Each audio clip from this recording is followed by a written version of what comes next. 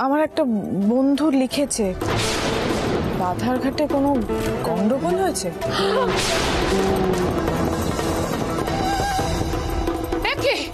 পদ্মা তুই তোর এই দশা কেন? আমরা মন্দিরে পুজো সেরে ফিরছিলাম, একটা ঘটিতে আলাদা করে চরণামৃত মন্দিরে রাখা ছিল, সেটা আনার জন্য আমি মল্লিকাকে বাইরে রেখে মন্দিরে গিয়েছিলাম। ফিরে এসে দেখি মল্লিকা নেই। কোথাও নেই মানেটা কি? কোথায় গেল মেয়েটা আমার? জানি না তো বউ, আমাকে তো পুলিশ থেকে এখানে এসে পৌঁছে দিয়ে গেল। আমি ওদেরকে বারবার করে বললাম মল্লিকার কথা, ওরা বললো সকলকে উদ্ধার করবে। যাও না, তোমরা একটু দেখো না গো, কি সর্বনাশ করলেন ঠাকুর, কত সর্বনাশ করলেন। তোর কোনো কাণ্ডজ্ঞান নেই পদ্মা? মেয়েটাকে তুই একা ফেলে রেখে চলে এলি, এই ভরসায় আমি ওকে পাঠালাম তোর সাথে। এখন কিন্তু এই সমস্ত তর্কাতর্কি করার সময় নেই, আমাদের সবাইকে এখন পুলিশ স্টেশনে যেতে হবে। হ্যাঁ ঠিকই বলেছো সুকুমার, চল তুই আর আমি থানায় যাই, আর আহির আর মল্লার তোমরা দুজনে গিয়ে বাধাঘাটে একটু খোঁজ করো। কেমন? এখনো তোমরা এখানে দাঁড়িয়ে আছো, কেউ কোনো খোঁজ করনি? আরে যাও গিয়ে দেখো মেয়েটা কোথায় গেল, তার কি হলো, খোঁজ নাও। এটা কত বড় একটা সম্মানের প্রশ্ন বলো তো, শুধু শুধু জল্পনা চলছে বাড়িতে।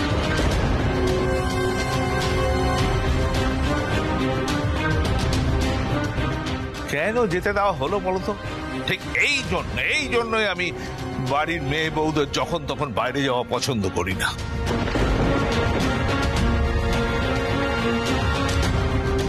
আরে বাবা, পথে ঘাটে কত রকম বিপত্তি হতে পারে, একবার ভেবে দেখেছো? দেখো দেখো এবার কি হলো। আই দাঁড়িয়ে থেকো না, যাও, দরকার হলে আরো ছেলেদের ডাকো, সুরমণ্ডলের ছাত্রদেরও ডেকে নাও, যাও। না জেঠিমণি, কাউকে ডাকার দরকার নেই, লোক জানাজানি হবে, আমরাই যাচ্ছি। এই জন্যই না মেয়েদের সিদ্ধান্তের উপর ভরসা করা যায় না। কি কাণ্ড করো বলো তো মা। মল্লার এখন মেয়েদের ছোট না করে পুরুষ মানুষ হিসেবে তুমি কি করতে পারো সেটা আগে দেখি আমি। অনেক চেঁচামেচি করা হয়েছে, এখন আগে মল্লিকাকে খুঁজে বার করতে হবে। মল্লার এসো, এসো মল্লা। চল চল সুকুমার, দাঁড়িয়ে থাকিস না, চল।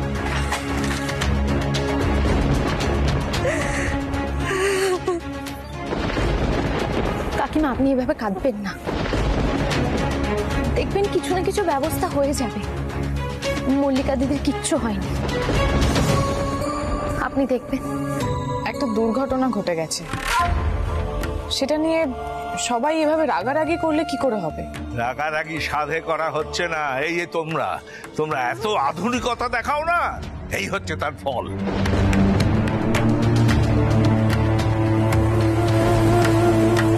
বিপদ কখনো বলে কয়ে আসে না, একবারই আসে না জানিয়ে। সব দিক রক্ষা করো মা। জয় মা, জয় মা, জয় মা। সব আমার জন্য হয়েছে, সব আমার দোষ। পদ্মা, তোর যে দায়িত্ব জ্ঞান এত কম আমি কিন্তু আগে বুঝতে পারিনি। ওকে কেন বারবার বলছেন পিসিমা? উনি তো আর বোঝেননি যে মারামারি লাগবে। দিদি আপনি এত সংকোচ বোধ করবেন না, মল্লিকাকে ঠিক পাওয়া যাবে, ঠিক পাওয়া যাবে।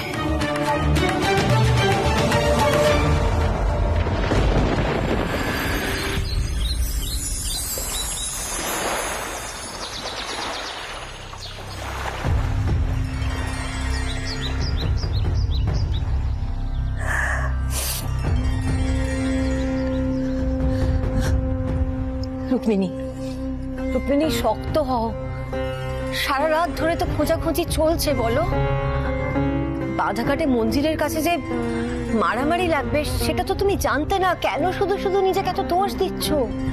দিদি মেয়েটা আমার বড্ড অভাগী গো, একে একটা মেয়ের জীবন, তার উপরে আবার বিধবা। এই যে দেখো মারপিট হয়েছে শুনতে পাচ্ছি, যদি কিছু একটা অঘটন ঘটে থাকে বুঝতে পারছি বদনামে কান পাতা যাবে না। বাড়িতে মল্লারের বন্ধু বান্ধব আত্মীয় স্বজন সবাই রয়েছে, সবার সামনে বাবার মুখটা পুরো ছোট হয়ে যাবে গো। কি করবো আমি কিচ্ছু বুঝতে পারছি না দিদি। আমি ওকে কেন যেতে দিলাম বলো তো? আমি তো তোমার ঠাকুরপোর অনুমতি ছাড়া ওকে কোনোদিন কিচ্ছু কোথাও যেতে দিইনি। আমি কেন হঠাৎ আমার মাথায় ভূত চাপলো? তো হও রুক্মিণী, এভাবে কান্নাকাটি করলে শরীর খারাপ হবে। একটা কথা শোনো আমার। সোহিনী আন্টি, এটা একটু শাশুমাকে খাইয়ে দাও তো। কাল থেকে জল খায়নি একটু, এরপর তো শরীর খারাপ করবে। রাজা, শাশুড়ি মার জন্য তুই শরবত করে আনলি? না গো, পিলু করেছে, আমি শুধু নিজে হাতে করে নিয়ে এলাম।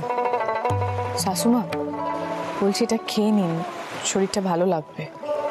যা ফ্যামিলি, মল্লিকা আসার পর তো বিশাল অশান্তি হবে, আর আপনার ছেলেই অশান্তিটা করবে। তখন না হয় কাঁদবেন, এখন একটু শরবতটা খেয়ে নিন। কি ছোট ম্যাডাম,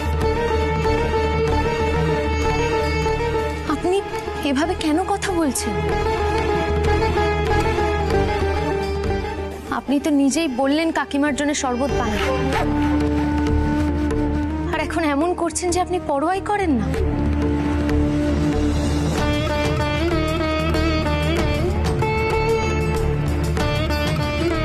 কাকিমা, মল্লিকা দিদি ঠিক ফিরে আসবে। ভগবান তো আছেন মাথার উপর, উনি মল্লিকা দিদিকে নিরাপদে ফিরিয়ে আনবেন, আপনি দেখবেন। ছোট বউ, ওরে ও ছোট বউ, ছোট বউ, ছোট বউ, ঠাকুর আমাদের কথা শুনেছেন। জয় মা, জয় মা, জয় মা। হ্যাঁ, মল্লিকা ফিরে আসছে। সব্যসাচী ফোন করেছিল, ওরা থানায় বসে আছে। আহির আর মল্লারও আসছে। পিসিমা মল্লিকা কোথায়? পিসিমা মল্লিকা ঠিক আছে তো? হে ঠাকুর, ঠাকুর তুমি মুখ তুলে চেয়েছো ঠাকুর, আমার মেয়েটা ফিরে আসছে। পিসিমা, এই যে মল্লার বললো সারা রাত্রি নাকি ওর খোঁজ পাওয়া যায়নি, পিসিমা ও ঠিক আছে তো? ঠাকুর, ঠাকুর। মা,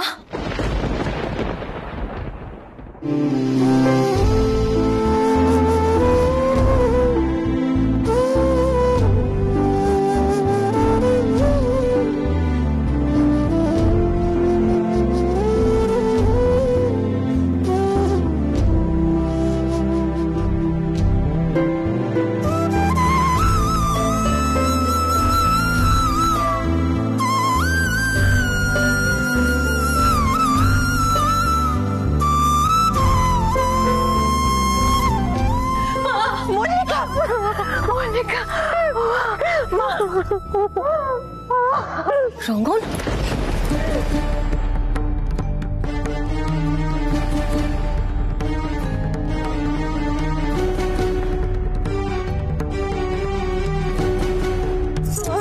তুই ঠিক আছিস?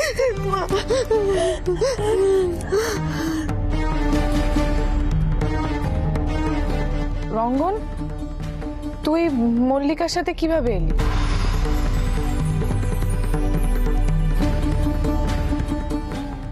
মল্লিকা, তোর তো পুরো গা গরম রে, তোর তো জ্বর হয়েছে।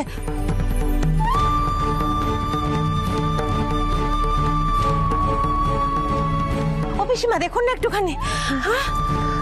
হ্যাঁ রে মা, কাল রাতেই উনি জ্বরে বেহুশ হয়ে গিয়েছিলেন।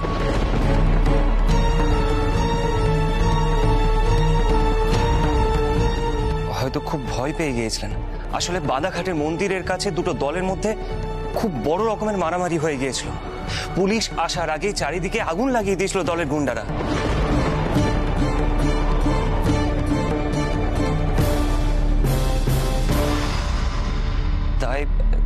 তাই আমি ওনাকে নিয়ে একটা পরিত্যক্ত বাড়িতে আশ্রয় নিয়েছিলাম।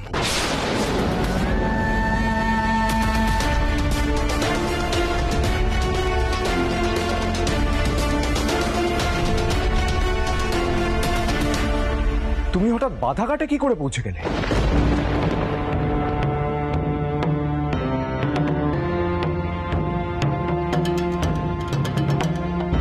কি মতলবে?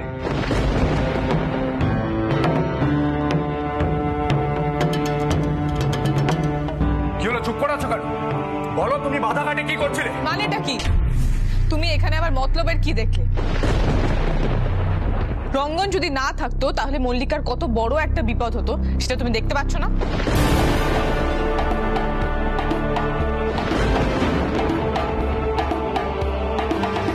আর তোমরা কেউ বুঝতে পারছো না এর ফল কি হবে? বাড়িতে আত্মীয় স্বজনরা আছে, মল্লিকার কত বড় বিপদ হবে সেটা বুঝতে পারছো না?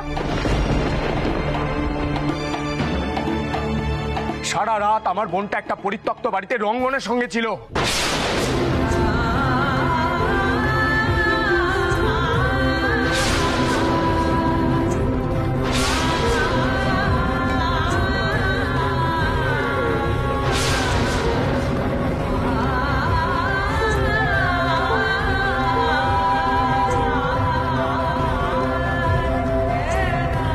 মানে রাত্রে ঝড় জলের জন্য ওরা নিশ্চয়ই আটকে গেছিল।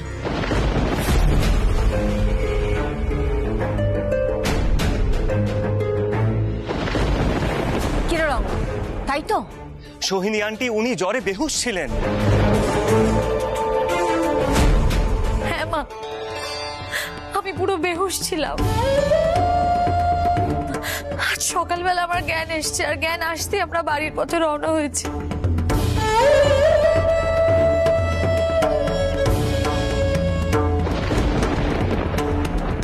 আমি এখনো দাঁড়াতে পারছি না ঠিক করে।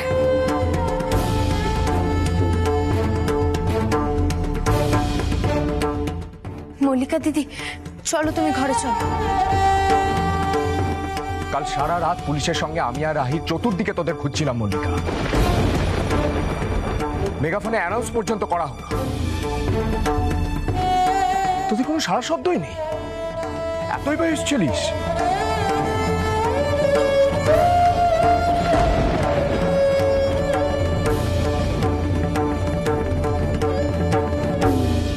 নাকি রঙ্গন পরিস্থিতির সুযোগ নিয়েছে কোনো?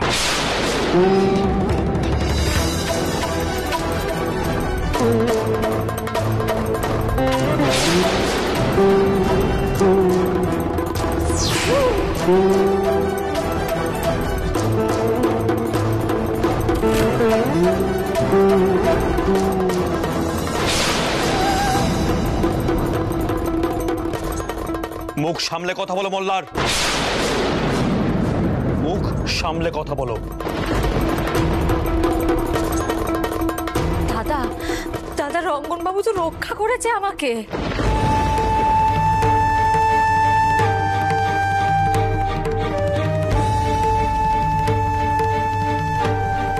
উনি যদি না থাকতো তাহলে যে আমার কি হতো? ওনাদের মধ্যে একজন। প্লিজ প্লিজ আপনি আর কথা বলবেন না। সোহিনী আন্টি উনি কিন্তু খুব অসুস্থ। সে তো দেখতেই পাচ্ছি সকলে, তবু মোল্লারের কৈফিয়ত নিতে হবে আগে ভাগে।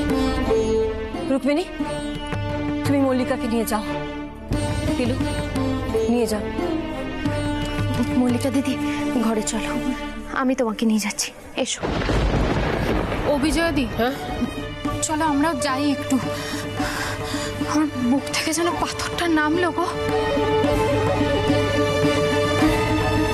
মেয়েটা নিরাপদে ফিরে এসেছে, চলো। হ্যাঁ চল যাই। ঠাকুর সব দিক রক্ষা করো ঠাকুর, সব দিক। জয় মা, জয় মা, জয় মা।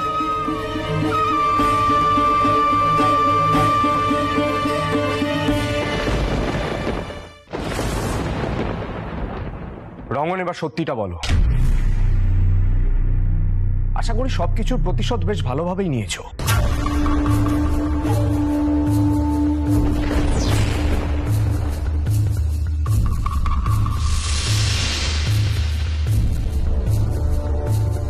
বলার তুমি ঠিক কি বলতে চাইছো একটু স্পষ্ট করে বলবে আমায়?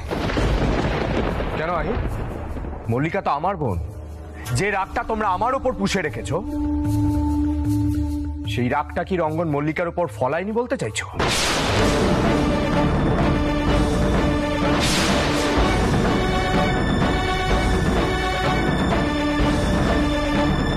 মোল্লার, তুমি কি পাগল হয়ে গেছো নাকি? শোনো জেঠিমণি, রোজ এই যে সুরমণ্ডলের এই মেয়ে আমার উপর তিল তিল করে প্রতিশোধ নেয়, আমাকে ছোট করে, অপদস্থ করে, কোণঠাসা করে। আর তুমি কি বলতে চাইছো?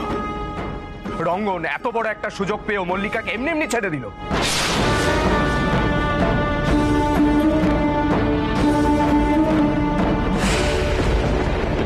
আরে ওর মান সম্মান কি আর আছে জেঠিমণি?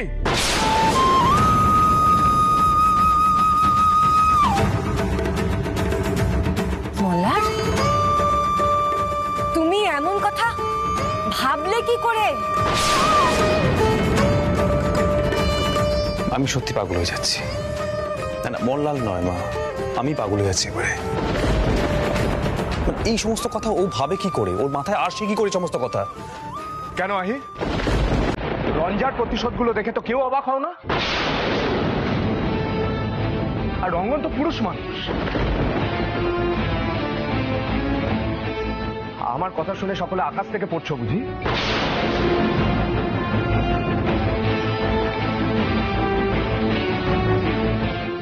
আমার কাছে কিন্তু সবটা পরিষ্কার।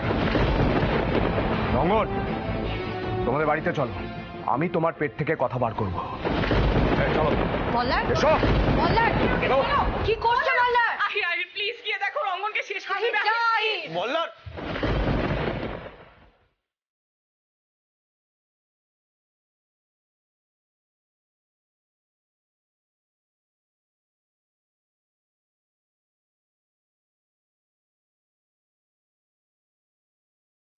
শত্রুতা বাড়তে বাড়তে কোথায় গিয়ে ঠেকেছে দেখছিস তো রঞ্জা? প্রতিবাদ করিস ঠিকই, কিন্তু সবখানে একটা মাত্রা থাকা দরকার। মল্লার তো একেবারে উন্মাদ হয়ে উঠেছে, উন্মাদ।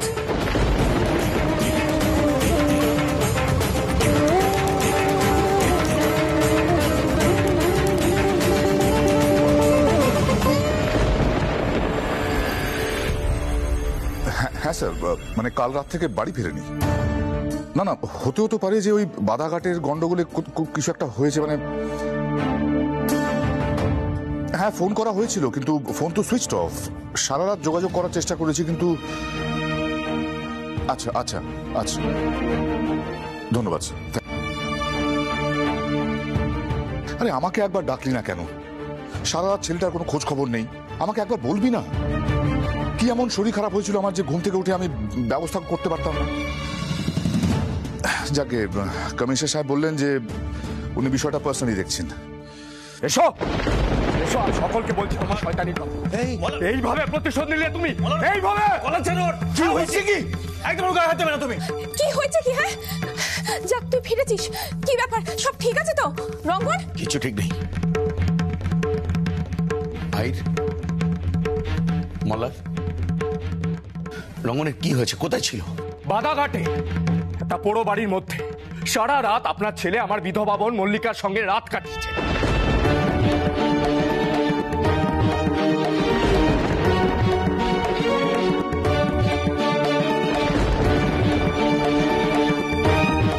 আবার আপনার ছেলে বলছে যে ঝামেলা বেঁধে যাওয়া সেখানে আশ্রয় নিয়েছিল।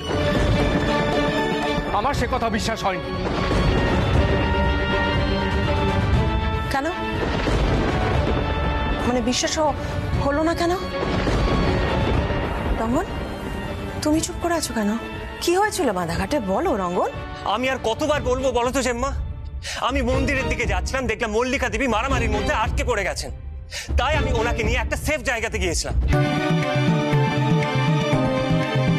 তারপর ঝড় বৃষ্টি এলো, মল্লিকা দেবী অসুস্থ হয়ে পড়লেন। আর সেই সঙ্গে আমার ফোনে চার্জ শেষ হয়ে গিয়েছিল, মল্লিকা দেবীর ফোন হারিয়ে গিয়েছিল। আমি কি করে খবর দিতাম বলো তো?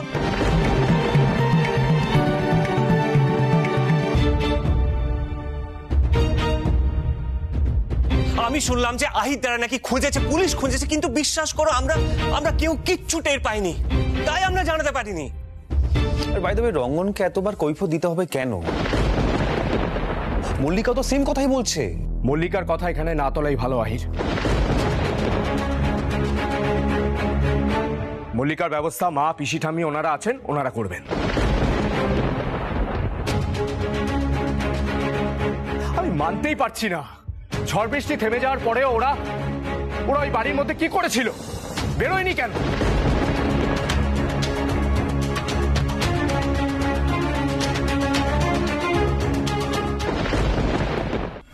তুমি আমার উপর প্রতিশোধ নেওয়ার জন্য এটা করলে না? আমার বোনকে বদনাম করে? তোমায় আমি ছাড়বো না।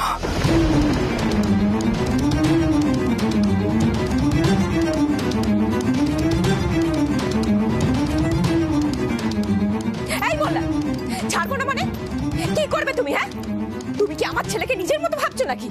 আপনার কোনো কথার উত্তর দিতে আমি বাধ্য নই। রঙ্গন যে কাজ করেছে তার মাসুল ওকে দিতেই হবে। আরে তুমি কি করে আমার বোন মল্লিকার এত বড় বদনাম করলে? মল্লিকা বিধবা, আমাদের বাড়ি কতটা গোড়া সেটাও জানে না।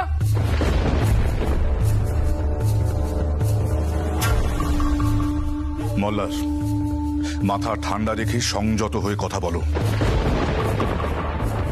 রঙ্গন না থাকলে কি হতো একবার সেটা ভেবেছো? সেখানে মারামারি বেঁধে গিয়েছিল, তার মধ্যে মল্লিকা একা ছিল। মল্লিকা সত্যি বড় বিপদের মধ্যে পড়তে পারতো, এই কথাটা একবারও তোমাদের মাথায় আসছে না? আপনি একদম ঠিক কথা বলেছেন গুরুজি। উল্টে মল্লারের উচিত রঙ্গনকে ধন্যবাদ জানানো, সেটা না করে দোষারোপ করছে।